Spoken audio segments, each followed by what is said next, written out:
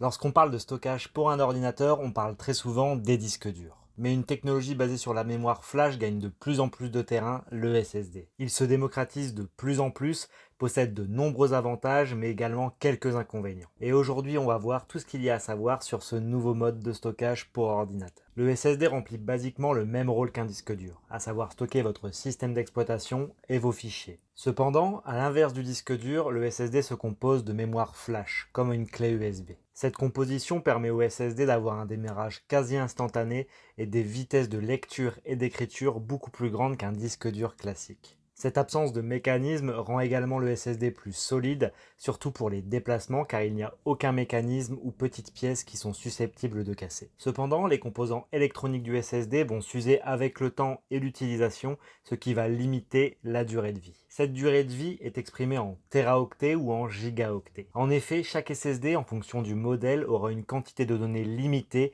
qu'il est possible d'inscrire sur celui-ci. Cependant, même les modèles les plus abordables, comme le Crucial MX500, qui est un SSD basique et l'un des moins chers, a une durée de vie de 120 Teraoctets, ce qui représente 120 000 gigas. Cela permet d'avoir une durée de vie conséquente et suffisante pour la plupart des utilisateurs pour durer plusieurs années. Il existe également plusieurs types de SSD. Le classique 2,5 pouces qui fait la même taille que les disques durs de 2,5 pouces et qui permettra d'avoir une réactivité du système d'exploitation et du lancement de vos logiciels largement supérieure à celui d'un disque dur et dont les débits peuvent atteindre un peu plus de 500 mégaoctets par seconde. Vient ensuite le M.2 avec une taille beaucoup plus compacte et des performances largement améliorées. Ce format est également compatible avec la norme NVMe qui permet d'avoir des débits jusqu'à 6000 mégaoctets par seconde. En termes de capacité de stockage, la marge est également très large du côté des SSD. On pourra en trouver à partir de 64 ou 120 Go et jusqu'à plusieurs téraoctets. La grosse différence par rapport à un disque dur classique se trouvera au niveau du prix. Là où un disque dur classique de 1 Tera coûtera environ 50 euros, un SSD de même capacité coûtera environ 100 euros. Évidemment, cet écart de prix est justifié par un écart de performance et il y aura également des différences de prix entre les SSD en fonction de leur performance et leur vitesse de lecture et d'écriture. En ce qui concerne l'entretien des SSD, cela consiste principalement en vérifier l'état de santé. De manière générale, les fabricants proposent des logiciels dédiés pour leurs produits